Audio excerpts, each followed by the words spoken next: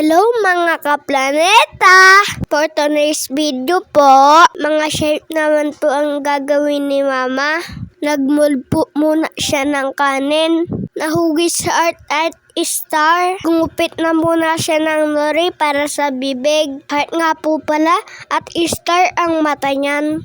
Dalawang bibig nga po yung kinuha niya, tas nilagay niya nga po sa kanin. Natawa pa nga po ako kasi po paglagay po ni Mama ng bibig, mukhang babaera yung kanin, Charis. O siya, para sa ulam ko naman po, I will go for star because ay Mama Star. Opak English. At para naman po sa ibang shape, gumamit po si Mama ng shape cutter para ilagay sa gilid ng kanin. Sunod na nilagay ni Mama ang mata. Kunyari nga po ay natutulog lang yan.